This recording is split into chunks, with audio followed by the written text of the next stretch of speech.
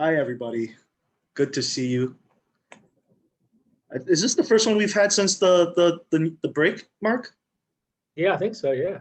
Oh, well, Happy New Year to everybody. Happy New Year of the Ox to you, Mark. Thank you, Sean, and to you. And thank you.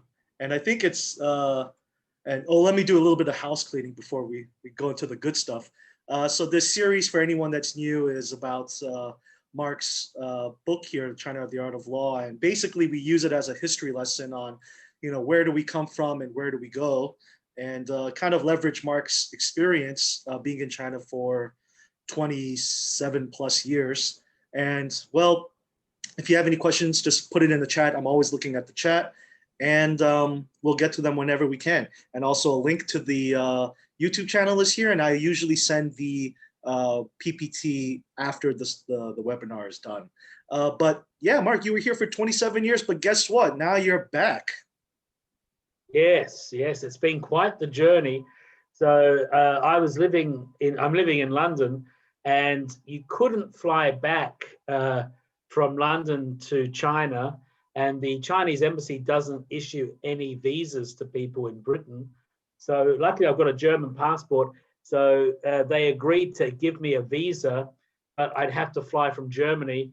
And so maybe 2 weeks ago, I went to Germany for a 5-day quarantine, then had the test, because in Germany it's a 10-day quarantine. And so on the 6th day, I did the test so I could get out. And then, had to get onto the plane and then get tested again in Shanghai 2 days ago. So I've been tested a lot, so I feel very safe. So this is a photo at Frankfurt Airport. So I thought I was very prepared with my face shield, which is a bit dangerous because between the face shield and the mask, I couldn't see through my glasses. So it was a limited use. But then I saw this person who I first thought was a policeman or policewoman, but no, it was just a fellow traveler. But only a few Chinese people were dressed like that. So I thought I was prepared, but there's always someone who's better prepared. Actually, somebody, I think they're listening today, they kept on trying to tell me I should take an adult diaper so I wouldn't have to go to the toilet. And so I don't know, because the person recommended it like 3 times. And I'm not sure if they really had my interest at heart or were hoping I would do it and would never, ever stop telling people that they got me to wear a diaper. They might have pulled you over for something. Yes. So, we'll talk a little bit about this because I think there is a little bit of a parallel between this and the topic at hand. But so you got the face mask. We saw that, and you had your documentation ready. So, what is this? Luckily, we had a Chinese intern in the German office, because I would never have gotten that green thing done except with the intern, because we got rejected first. So the night before we got rejected, and it was because we didn't actually, there was 2 emails for the tests, and I only forwarded one of the reports because I had both tests. And so that's the green thing you do before you can get on the plane or get a boarding pass. And then after you get your boarding pass, the one on the side, the orangey one, that's the immigration customs code. So I'm not really sure what the difference is between the two. But anyway, you need both. And then you did a little bit of, now you're doing the actual field work here. You're in the quarantine room. Yes. So, breakfasts, not too. I think when I leave the quarantine hotel, I think the room's fine. I probably won't be ordering takeaway or delivery from the hotel after I get out. But yeah, the room's fine. The picture there was the most exciting thing. I think this is only the 2nd time in China, in a city, like a hotel in the city, I've had a window that can actually open. So this was extremely exciting. So very exciting. And we won't stay too much on this topic, but one of the funny things for you is, so Mark, how do you choose what do you want to eat each day? I mean, this is pretty, look at the choices here. Yeah, so they told me this week's menu, and they said next week there'll be a new menu, and indeed it's got different dates, but everything is identical every week. And there's a Western and a Chinese menu, and to tell you the truth, the Western menu is 80% Asian as well. So the Western menu has no Western food, so It's like Japanese, Korean, curry, and all this stuff. Yeah, so it's yeah, every day. Yeah, it's exciting. All right. Well, looking forward to get out. Yeah, now when I was putting the PPT together and getting ready for today's webinar, I just, came to the realization that you did a pretty good job in getting your documentation sorted, because you also had to do a 1 week quarantine in Frankfurt too. So you didn't just go with the clothes on your back, and you did come well prepared. And getting ready for your quarantine is kind of like getting ready for your M&A deal. So it goes hand in hand with today's topic. How do you prepare yourself? And it's actually very similar, because also for this, I had a bunch of Chinese associates working on the documentation, and I did very little myself because I was scared I'd screw it up. So it's normally safest if I keep out of it a bit. So I think the interesting thing is when I was looking at the Holy Grail, the Bible, there's not a big chapter on M&A from back in when you wrote it back in 2005. Now, obviously, you were here in China before 2005. So, why the absence of M&A discussion in the book? Well, because like every ambitious person, I thought I had that second book in me. So I actually thought I'll keep M&A out of it, and we'll hit that in the second, enthralling chapter. And then, basically I just redid the book again under a new name. So that never really took off. I think in that new book, there is a chapter about it. I think the first M&A deal we would have done, or I would have done, would have been back, I think actually early, that was when the book was written. I'm sure we did some in the late 90s, like 1 or 2. And then I remember a few in the early 2000s. I would say from 2010 onwards, M&A was probably more common than doing a joint venture, to tell the truth, for a number of years. Now it's gone back a little bit. We seem to do less M&A. We seem to do more joint ventures. But yeah, that's kind of how it played out. And I think that's one of the constant themes of what we talked about in the previous episodes is that, yeah, this graph goes, it actually supports that theory that it's going back towards a cooperative model, a joint venture model, probably because China is now the market for a lot of the foreign international companies. So for today's discussion, we're going to talk a little bit about a couple different areas, assessing risk, due diligence, documentation, asset versus share deal, which I think is probably one of my interests, and reducing risks. Yeah, Mark, assessing risk. Do you feel that that DD, or how do you feel that international companies assess risk in contrast to in China, in contrast to if they do M&A in other jurisdictions? Yeah, so I don't know much about M&A in other jurisdictions, so I only really know about China. I think the issue is sometimes people have this idea that we want to, China's very risky, we need 100% compliance. And then there's other people who say, China's where the action is, we need 40% annual growth. And one of the scariest things is if you hear a Western business person who hasn't been in China much to say, we really must operate this company like a Chinese company. And then you just think, well, this isn't going to go very well. So I think, the question is, is the company, is the target, is it a normal company? Does it have some challenges, or is it really toxic? And I think that's where the difficult thing is. In all those M&A deals we've done over the years, there was only one company I remember that really was very clean. And it was so clean, it was a private enterprise owned company. It was so clean, I was so suspicious until they explained to me they had set this company up because they wanted to do an IPO. So they really followed all the rules and regulations. So almost every target you will meet will have some compliance issues, some challenges. But the real question is it something you can easily fix, or is it toxic? Yeah. And then, maybe I'll go back. I just thought we have some interplay. But so I think the other thing is, when you're looking at risk, I think lawyers are not very good at risk very often, because lawyers, it's like if you're in a burning room, the room's on fire, there's a window and there's a door, and you phone a lawyer and you'd say, what should I do? The room's on fire. The lawyer will probably say, well, first thing you do is just stay there and let us think about it, and we'll come back to you. And then they'll come back to you with a bunch of questions about the room or something. So, instead of saying jump out the window, but sometimes, risk has to be assessed. With an M&A deal, it's different from if you're stuck in a bad situation, because an M&A deal is a situation you intend to bring yourself into. So I think the issues I would look at is it a quantifiable risk? Is it foreseeable? Is it like a very likely risk, but of a minimum cost, which is most kind of risks? Or is it like a tsunami risk, which means it's very remote, but if it happens, it will wipe you out? Like if there's a state secret issue, or you have a very important operational license, which you don't know will carry over. These are the kind of issues. And then I think you have to look at the context. Is it serious, the non-compliance, is it serious from a PRC perspective? Is it serious from an FCPA perspective?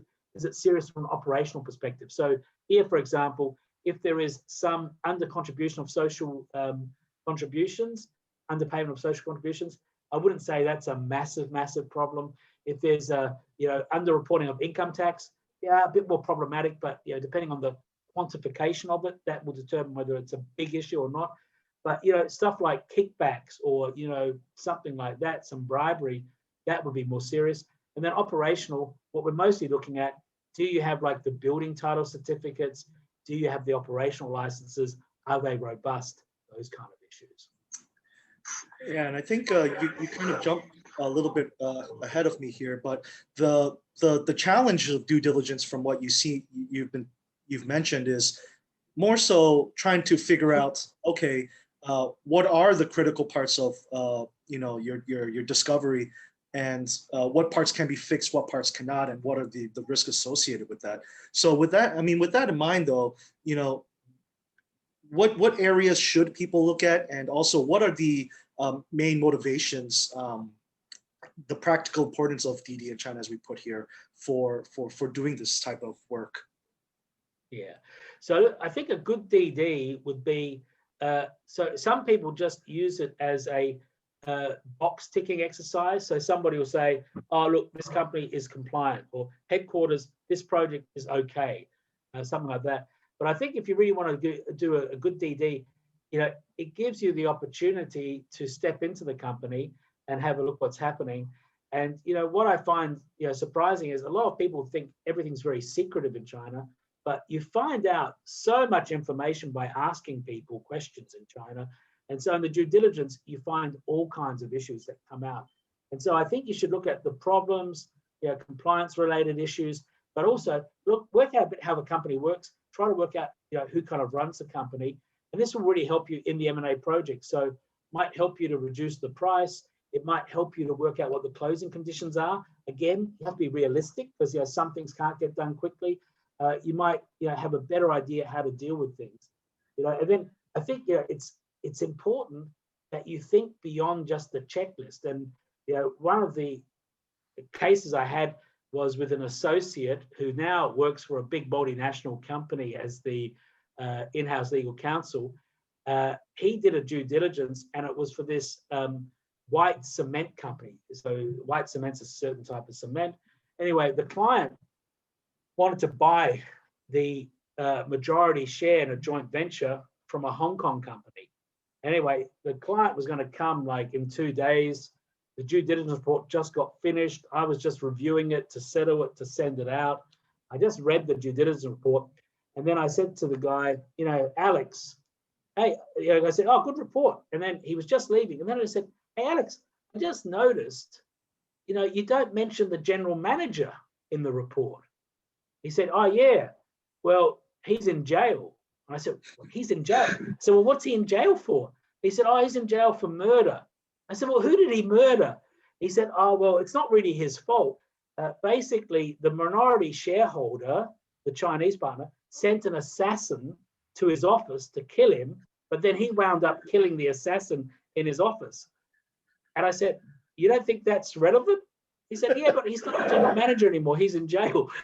And so anyway, and he said, do you think the the foreigners will care? I said, I think that's all they're going to care about.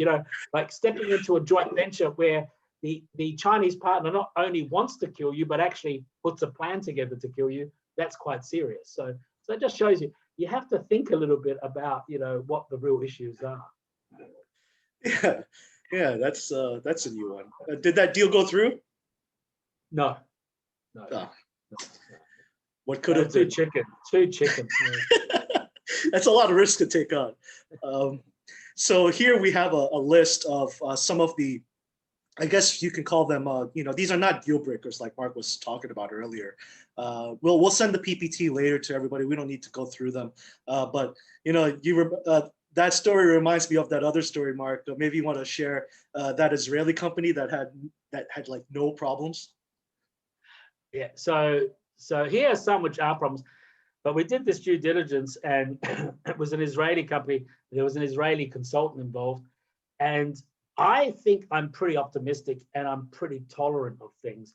And so we got to the due diligence site, and I had these new shoes, and I was a bit worried that the shoes were going to get damaged because out of the ground was all this oozing green stuff on the ground. Like I've never seen anything like it. It was like I felt worried about breathing in that place. And anyway, we did the due diligence, and just the highlights of the due diligence was, firstly, the employees who were on the books were all, like 80% of them were severely handicapped. But these were not the real employees. The real employees didn't have any employment contracts. And then all the assets of the company didn't belong to the company, which was another problem. They were being investigated by the Environmental Protection Agency, and the actual true controller of the company, which is a private company, was not the actual legal owner. It was a township enterprise that was the legal owner. So it was the most ridiculous thing ever. So the assets weren't theirs, the owner wasn't the owner, and the employees were not the employees, but were a bunch of these handicapped people who weren't employed. And the reason they did this was because there was this tax exemption on oil, that if you were a township enterprise and you hired 70% handicapped people, you didn't have to pay VAT. So in addition, there was a massive tax thing. So I was really looking forward to doing the presentation on the due diligence, and I already had called it the autopsy in my head. Anyway, and I told everything to everybody. And all the Israelis looked stunned, which is quite rare. They're normally very talkative. They're all stunned. And then the Israeli consultant said, yeah, but Mark, this would be okay if we do an asset deal, wouldn't it? And I was speechless. I couldn't understand what he was saying. But yeah, so I think, and I guess we'll talk about asset deals later. I think if it's too toxic to do a share deal, it's too toxic to do an asset deal. So I think here, you have to find the context. Sometimes, especially clients who are like American PE houses, they have such a level of compliance, it just makes it impossible. So you have to really work out what's a real problem and what's not a real problem. Right. And we'll get to asset versus share deal later, but also we'll get to that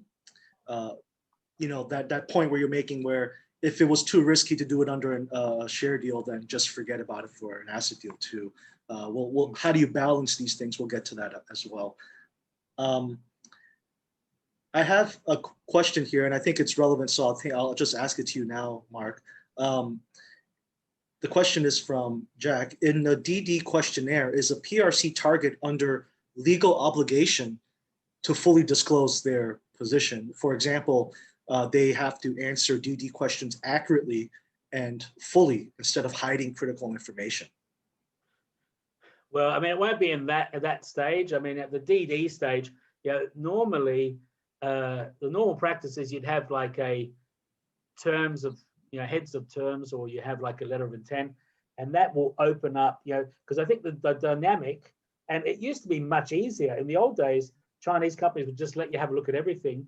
They still, I think, are much more forthcoming than foreign companies when it comes to this. But normally, you get access to the due diligence, data, and at that stage, there's no legal obligation. But in the documentation, you will refer to the documentation. So, on the one side, the buyer will be relying on reps and warranties that the documentation is full and complete, et cetera, et cetera. And then on the other side, the seller will want to rely. I mean, I don't know if the Chinese companies really think about this, but the sellers would also want to rely on the reps and warranties that they've actually disclosed the information. So it's not just a one-way street. But I think the whole thing is, it's important to do your due diligence beyond just what they give you, and to ask probing questions and try to find, from the AIC records, or AMR they're called now, and try to piece together stuff and confirm it outside of what they give you, because I don't really like anyone's chances of suing on a rep and warranty. So much better to do the homework than regret and then try to seek a remedy afterwards. Yeah, and I think just going to this slide, yeah, I think it goes into this next slide quite good, because you do have these two different sides, and sometimes two different parties could look at the same thing but see two different results. So these are differing views on compliance, and I guess these are some of the things that you've probably experienced in your practice, Mark. Yeah, so I think the one with the real estate's quite common. That's a common one everywhere, and it's quite often that the Chinese company would have bought the land with cash, or they got it somehow without owing any money. They didn't borrow money, and so since they didn't need a mortgage, they didn't bother to get the building certificates, and this can be a very difficult thing to undo. So you'd have to look at the scenario, but it doesn't mean that they're bad. I mean, it doesn't mean that that's like a bad faith thing. It isn't necessarily something where they've done something very, very wrong. Of course, it's not best practice, and it can be difficult to repair. Proof of ownership of equipment. Boy, somebody wants the original invoices for some equipment from 20 years ago, and the Chinese just said that we don't have it, and then magically these invoices appeared. And it was a German guy, and he was telling me it's incredible. They found the invoices from 10 years ago, and I thought, yeah, that is incredible. It's more incredible that you believe that, but or you're trying to make me believe that you believe it. Yeah, that's even more ridiculous. But anyway, so these kind of things. And then operational licenses is a real issue. So I think you have to really work out what one you need, what one could be disrupted. And this is a big case for doing a share deal rather than an asset deal, because operational licenses, very risky if you do an asset deal. Yeah. Okay. No, yeah, I agree. And some other ones. Oh, okay. Oh, then we also missed the social contribution one. So that's quite common, difficult to repair. If you try to, firstly, my experience has been the local social contribution officers will say, go away, we can't change the system, just try to become compliant going forward. Or the Chinese partner will on top say, okay, but we'll just add it to the purchase price. So that's that kind of one. Yeah. Not tax compliant, that's difficult. I think you have to be careful with that. And that really depends what is the tax, whether you do a self-assessment after you own it. That's the one which I'd say is quite common to look at. Intellectual property rights, very few people do an FTO. So a lot of people say, what's an FTO? So it's a freedom to operate. So you might want to get an IP person, but some kind of, we had a case once where the German company bought a company from a Chinese, and there was a production line which was by a Japanese company, and they had in their technology license agreement, if there was a change in control, you would lose the ability to use that equipment. So that was an issue. And then fraud, I guess the foreign side says we must have a zero tolerance policy. Chinese would say we would like a zero tolerance policy. So with fraud, you have to also see, and that's not something that easily comes up in due diligence. Even if you do a forensic one, it's not always easy to find out. And I think mostly you find it out because they just tell you, Yeah. And I think that's the big point here. And it goes, and just to go back to Jack's question, is you have to ask the probing questions, because what you may see as something that's non-compliant or just have a different view, the Chinese counterparty might just have a totally different stance, and you need to really dig in that. I think that's an excellent point, Mark, about fraud. It's not something that's going to show up in some report. So on the fraud one, just to give a very short example, so we had a Belgian client was doing a deal and with a Chinese partner, and they said, oh, Mr. Zhao, he's very keen, he wants, zero tolerance of fraud, etc. But he's very protective of his information. And I said, well, we can only do so much due diligence on the paper. We really should at least talk to him. And I said, oh, I don't know. And this was in the South. So we got to send a senior associate to the south of China for one day to meet with Gao and his management. And I get a call from the senior associate from the airport when he's coming back. And he said, oh, yeah, well, look, the problem is, firstly, 80% of his business is with like private enterprises and medium-sized state-owned enterprises. And for those, all of those deals, they get paid kickbacks. But the kickbacks are paid via some distributors. So he has distributors and they pay the kickback. I said, oh, geez, that's not good. I said, what about the other 20%? He said, oh, the other 20%, they're to the large state-owned enterprises. I said, oh, okay. So there's no kickbacks because, it's too risky. He said, no, he doesn't trust the distributors. So he pays those kickbacks directly. So, the foreigners had thought that he has no compliance problems. So it just shows you these are issues that are difficult to resolve, And it's like, if you just say, I want to stop it, what happens? Will you still have a business? Are you buying something that will not continue? So, that might be one of those cases where you can't actually proceed with the M&A. Yeah. At least he wasn't murdered. So this, and we won't go through all of these, but when you do a due diligence report, there are certain topics that do get covered, and a list of them are here on the screen. They usually cover operations, like Mark mentioned. Structure is also a pretty important one because you just want to get an idea of the general business structure and is the person you're dealing with actually one of the shareholders. Very simple, but if these things do come back negative, it does raise immediate red flags. Capital contribution as well, and also some claims.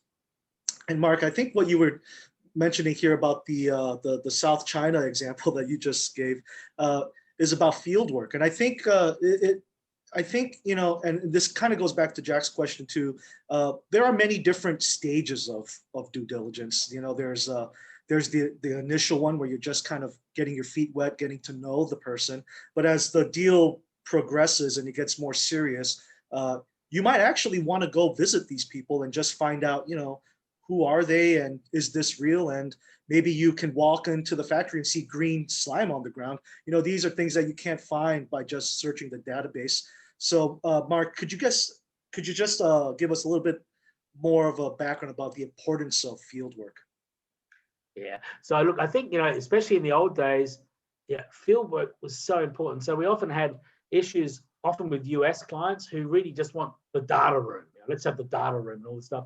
And, it really, it depends, maybe if it's a really an online type business, if it's a high tech, kind of distribution business or something.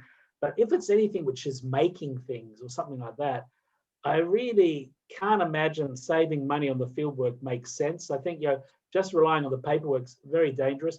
And I think the thing is, like I say, Chinese companies, they're very extremely forthcoming.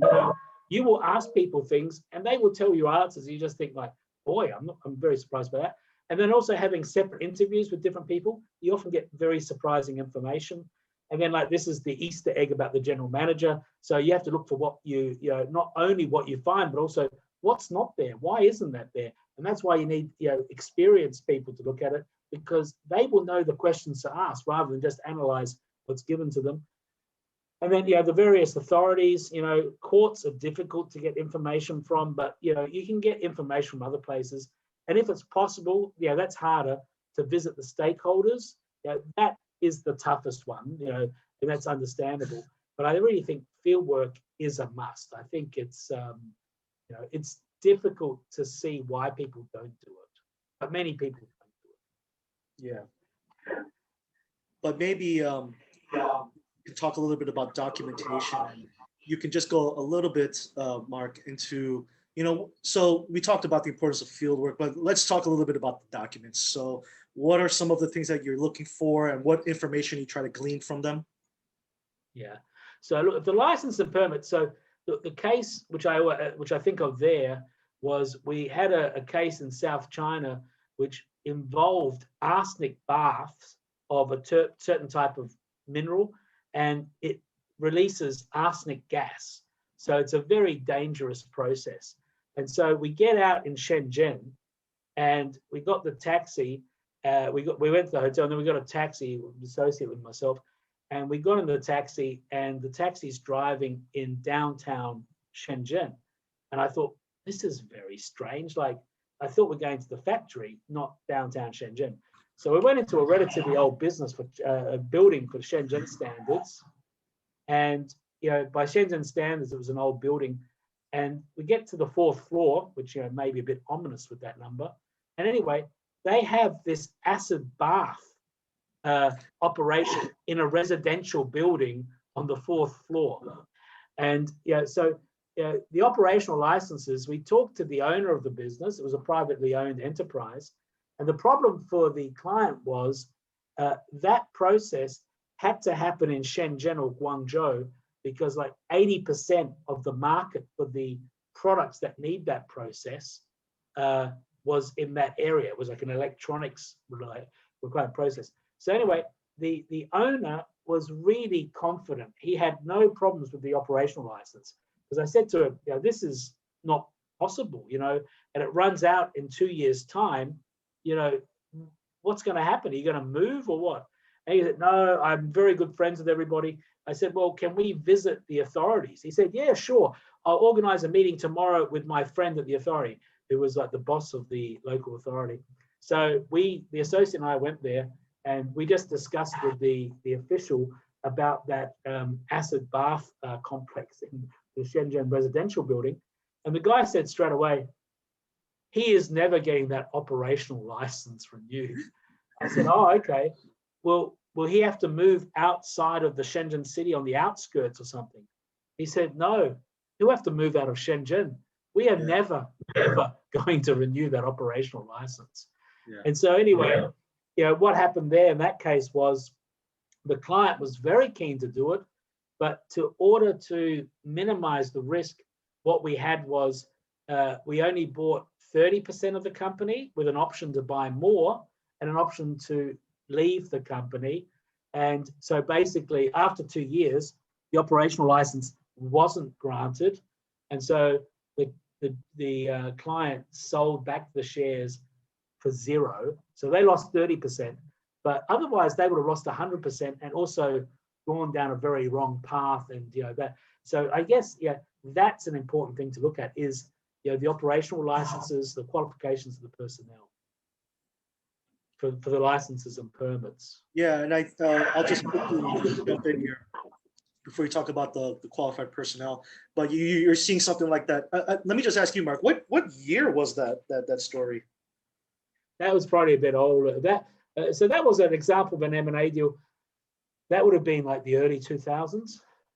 Yeah, I think it's very interesting because we're seeing something very similar, probably more rapidly now, in the big cities like Shanghai, where a lot of the government is trying to push out certain industries, factories, these types of things, even some sectors such as cosmetics, which do involve chemicals.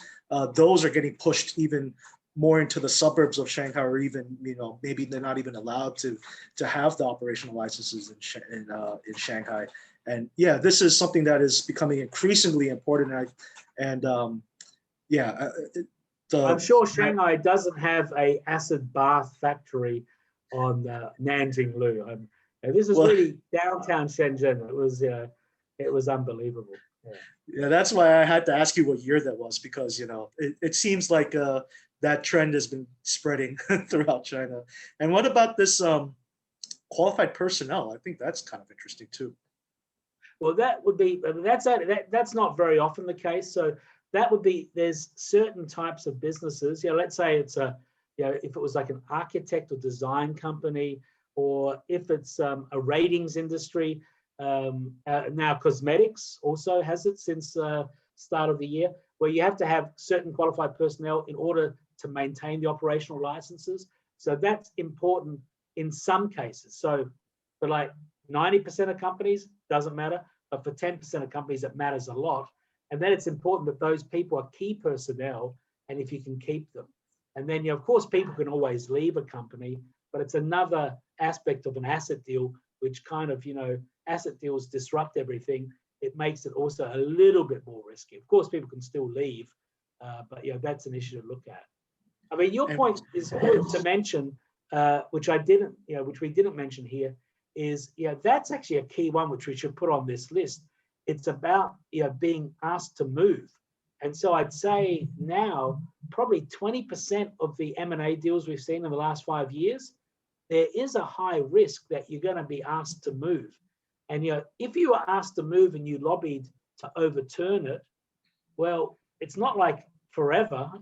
Probably you're going to be asked to move in 3, 4, 5 years. And it is, like you say, mostly chemicals. But we had one with pharmaceuticals in Nanjing, and they were forced to move. And and also with an agricultural project with a thing called a corn crushing operation. They had 5 different operations, and 3 of the 5 were under risk of having to move.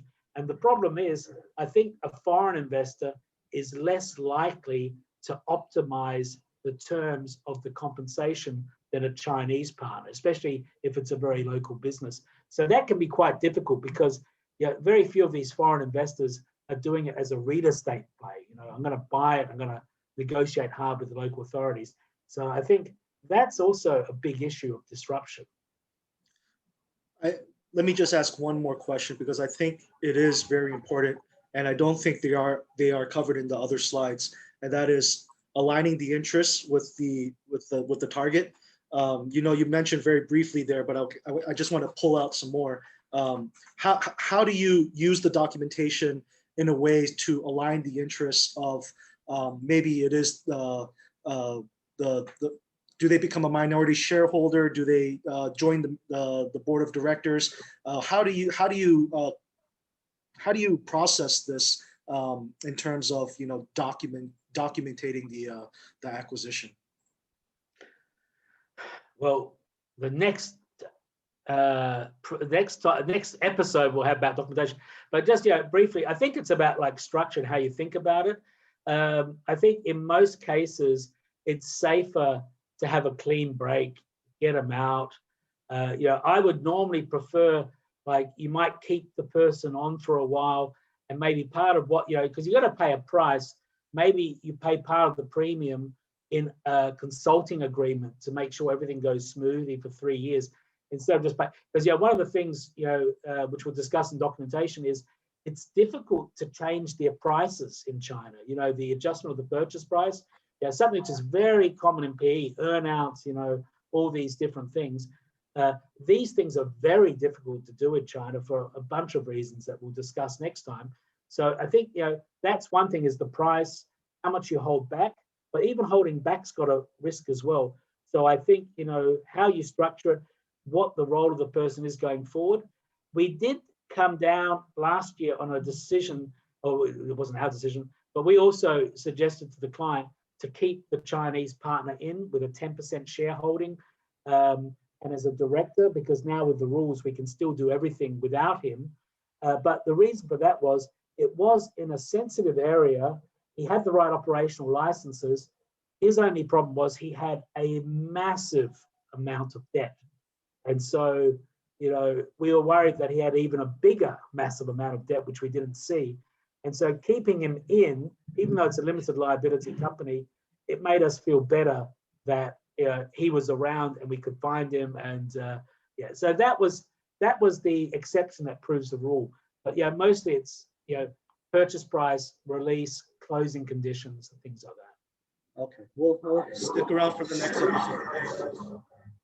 So we have here asset deal versus share deal, and I think one of the things that I've heard you talk about a lot, Mark, is especially if you've been following this series closely, is well, a lot of things have been the the differences have been shrinking between the East and West, especially when it comes to business and the development of the law.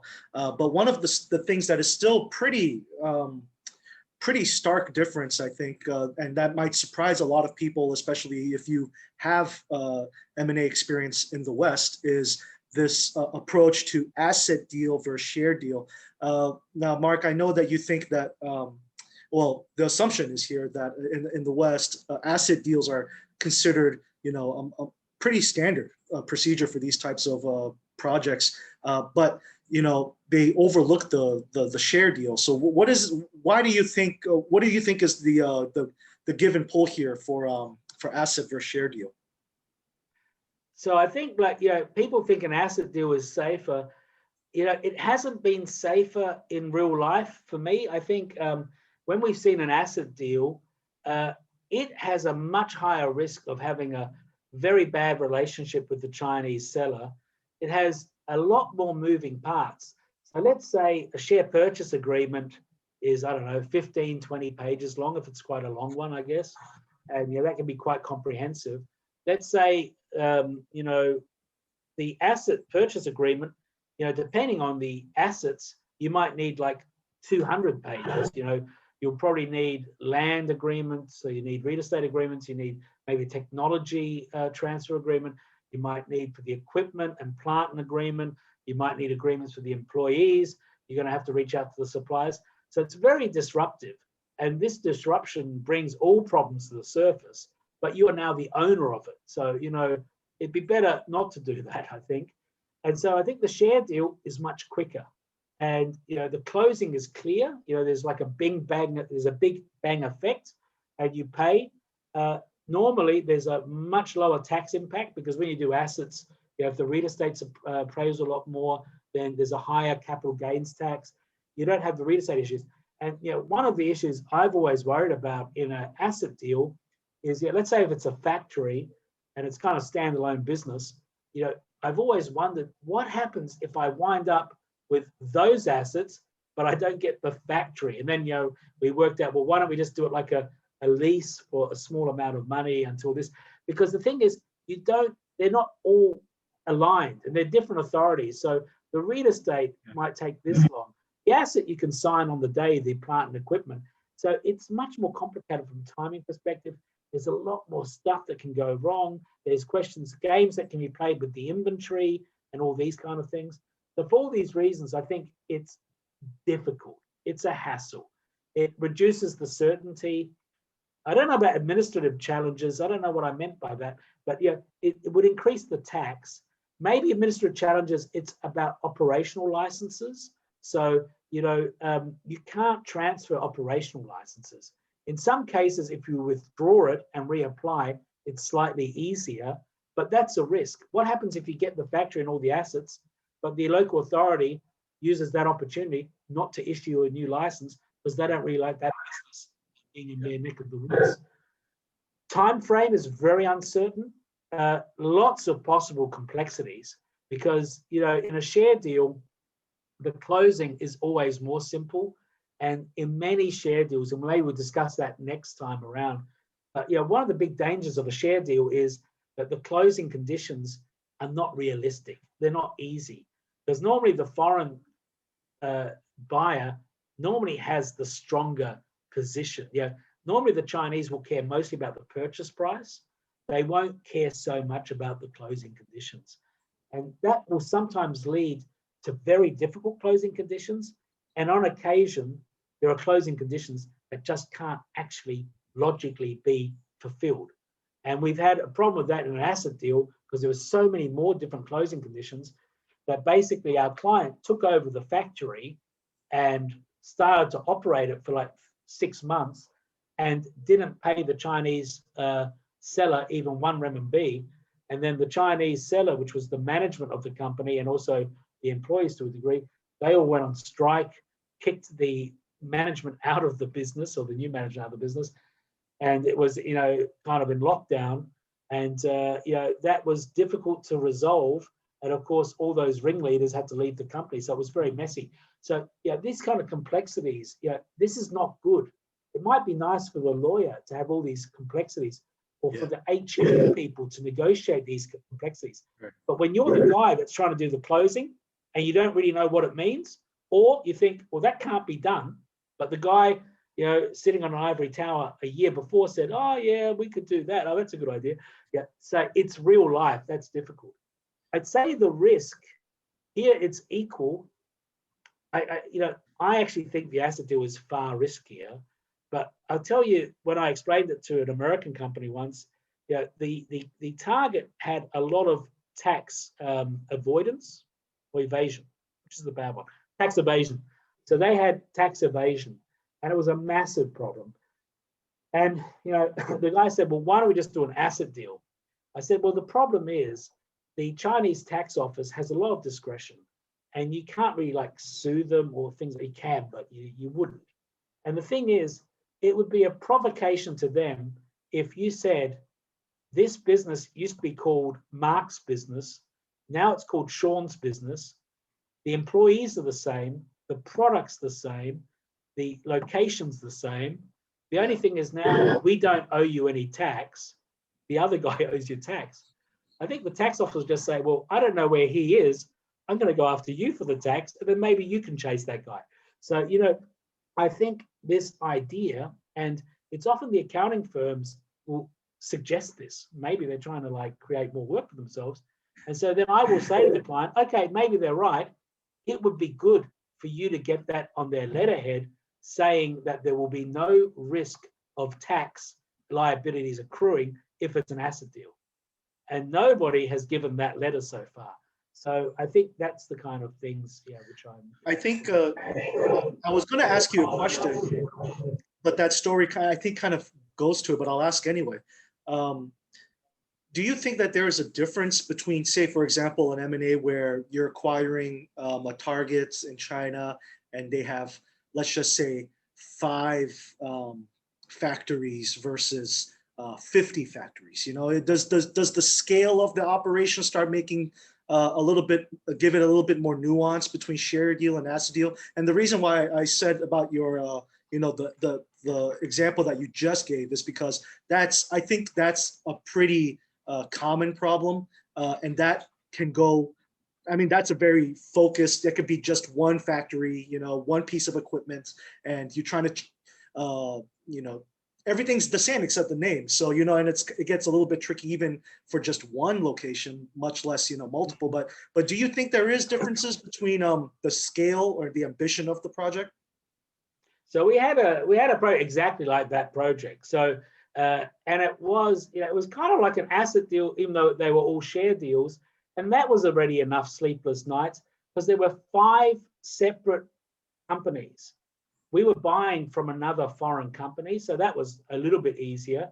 But there were like 5 woofies dotted across a region of China, and they were all locally approved. And now the problem for the client was that it made no sense to get 3 of the 5. You either needed all 5 or you didn't want the 5. And so the problem also is the Chinese authorities, they don't entertain the idea that, we will help align everything and approve everything on the same day. Yeah. And so, we had some stuff about reversing the transaction and things like that. So I think, the main thing is try to work out what the issues are, try and do the roadmap as well as possible, just accept there is a bit of risk. It may get messy. And if it does get messy, it's good to have those things in the documents. It doesn't mean everybody will follow everything, but at least there's a bit of a roadmap out of there. But that's what I'm saying with that. So that was 5 woofies, and that went fine, to tell you the truth. It was really no issue. And I didn't think it was going to be a problem because it wasn't something specifically worrisome. But if we had had 5 asset deals, I don't know how it would have worked. And this was in relation to a type of energy system. So, there was an element of local protectionism. These things could explode. And that's probably why the original company didn't have, branches. They wanted to have good relationships with the local authorities. So they set up woofies everywhere. So they're the kind of things that you might not think of straight away, but they're the kind of, experience that you should bring into these kind of deals. And so we talked and this is the last slide, and we only have 10 more minutes. So if you have any questions, just put it in the chat, and I'll field it to Mark. But just to recap how we got here. First, we started talking about very basic DD. How do you approach a project, and then conducting the DD, doing some field work. How to properly do the DD, separating the real risks from the ones that can be mitigated. And then, finally here, maybe we should talk in a little bit more detail about some of the sticking points that kind of, just to sum it up here, Mark, to measure the risk. And these, I think, are a little bit more Chinese specific kind of issues that can pop up. So we have here operational issues, tax compliance, employment, intellectual property. Maybe we start with IP first, Mark, since we didn't really talk about it too much. Could you? Yeah, so I think with the technology, I mean, I think it's, this doesn't come up that often. I think very few people do an FTO, but we haven't seen many problems with that yet, to tell the truth. And I think IP is difficult because, you never really know what other rights you might be infringing. So it's a best guess type thing. But yeah, checking if the trademark's not properly registered, especially an asset deal, making sure those things go across, because like a trademark transfer takes a lot longer than a share transfer in our experience, or at least in my experience. And yeah, in those cases, I also don't think anybody's going to try to stop your trademark transfer. So in those cases, we normally would just agree that our law firm will get the transfer documents, and so we will have it in our control, and we'll do the application, because then the client can be relatively sure. Because I don't think the trademark office is going to say, "Oh, I don't like that trademark, change of ownership." So yeah, that's a way of dealing with it. Checking the patent registrations with the official records. If the technology is important, you probably want to check if it's innovative patents. You want to check if it's just a design or a utility model. Probably a lot of it's just junk type patents. And then I think, what I already mentioned about the production line, it might have that technology attached to it. If there's a change of control, it might be invalidated. So I think they're the main issues on IP. I guess you could add things nowadays like domains, but these, tell you the truth, in practice, IP is rarely a big issue. If it is an issue, then it's a big issue, but normally it's not one of the common. I'll just jump in, especially for these days. WeChat accounts, Taobao accounts, JD accounts, social media, Chinese social media, Weibo. All of these things I think would fall in with the transferring your trademarks. Is that okay? Is that Mark? Yeah. Well, actually, that's a good point. I didn't think of. So when we've done some deals, we actually have been working on a deal recently for a cosmetics company buying back the distribution network in China. And that was actually interesting. Actually, what you mentioned is exactly right. The domains and the Tmall accounts, they actually were not owned by the Chinese distributor, but one of the Chinese distributor's friends. So that made it complicated because you couldn't do a share deal if the company that you're buying doesn't hold the assets. So that's a good point. So thanks for that, Sean. And I think the second topic on this list is employment, and that I think is probably understated. And just because if you're interested, we have previous episodes where we cover a little bit about Chinese labor law, but the employment aspect and the employment atmosphere in China can make these acquisitions a little bit more complicated just because of the protectionism around. I mean, it's pro employment, right? A pro employee. So it's not very easy to just acquire assets and just do a mass layoff of all the employees. So Mark, how does someone approach labor as an important factor in deciding how should they move forward with the project? Yeah. So I think, look, we in recent years, we haven't done an M&A of a state-owned enterprise for a long time. And so I think with employment, SOEs used to have too many employees and not very productive employees. And so that used to be a big issue on those early M&A deals about like who would be selected, who's not selected, whether the Chinese partner would have to take back some employees. Chinese partner would try to bring in any really old employees or not good employees. There was a lot of tension there. But I really can't remember us doing many M&A deals in recent history with state-owned enterprises. And so Chinese private enterprises, we normally have the opposite problem. The concern is, will we keep the employees? And, I think the concern's a bit overblown because firstly, you can't secure it legally anyway. In a share deal, you inherit the rights, but any Chinese employee can leave with 30 days notice. And I mean, if they leave the next day, what are you going to do? So, that's difficult. So I think the key employee thing is the main issue. It's a big issue if it's an asset case because, it can't be, that, we can't restart the clock on the historical rights of the employees. So let's say if you buy the company from me, it's not like we do an asset deal and then all the employees' benefits start at zero again, like severance, etc. So, if you do a share deal, you just inherit it. If you do an asset deal, you could come to an arrangement where all parties agree that the historic rights of the employees we recognize. Otherwise, you might have to pay severance, which is a big amount of money. And even if you do the M&A deal, you're going to have to calculate that severance anyway, because that's a contingent liability that might not be reflected in the books. Employment, I mean, I tell you the truth, I think it's not as big a problem as you would think. I think, it's probably when we talk about M&A, we're mostly talking about foreign companies buying into Chinese companies, but there are cases where a foreign company sells its, woofie or something to a Chinese company. If it's a Chinese partner, it's somehow less exciting, a little bit exciting. But what's really exciting is if it's a woofie and it's being sold to some Chinese private enterprise with no connection to that company, then the employees can get very upset because they're concerned that their new employer may not be as generous and all these kind of things. So I guess that's something to think about if you were trying to dispose of a company in China. There's a lot of issues there.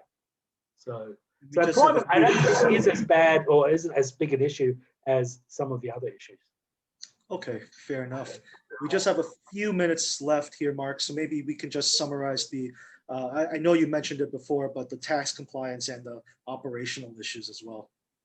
Yeah, so tax, I guess it should be best, we should say tax and compliance. So we often ask people to get a tax clearance certificate. It's a document you need before you do an IPO. So it is something people can sometimes get. And that kind of just shows that the tax office, will say that this company is a good, taxpayer, etc. I think, we need to be careful I think the things that would keep me up at night, it's not on here because I haven't actually really seen it, but it would be tax non-compliance, like really big tax non-compliance. It would be smuggling or customs. I haven't seen that really in an M&A deal yet, but that would be something I'd be worried about. And then it would be the operational licenses. So those things are the things that can really frustrate or cause big problems. I think, IP, you'd have to be a bit silly to really fall into that trap. You should kind of know that. Employment, it might be a bit of a cost. Real estate, you should work out. But the tax non-compliant and tax compliance and the operational licenses, they're the things that I'm always a bit worried about when we do an M&A deal. All right, guys, thank you for watching. The next episode, kind of Mark alluded to, will be on the actual documentation on an M&A project. Thanks again for joining. We do I'll send the PPT out to everybody who registered. And if you have any questions, of course, you can just reply to the email that I send out. But if you have any other specific questions, you can just let Mark know. His email address is here, and we will have. And Mark, I hope we can meet as soon as you get out of quarantine. Maybe we can do a face-to-face Art of Law webinar. Oh, it'd be exciting. It'd be exciting. I mean, it would be exciting to get out of here, but actually the room's not bad. I'm quite enjoying it. So yeah. Maybe we Thanks, should do a short episode next week, Sean, on hints from quarantine. After I'll be 10 days in, I'll have some ideas to share with people. What do you think? Yeah, maybe we won't put it in the main art of law lineage, No. but maybe we'll have a separate episode. I'll put the information in the email that I'll send Yes. out next Monday.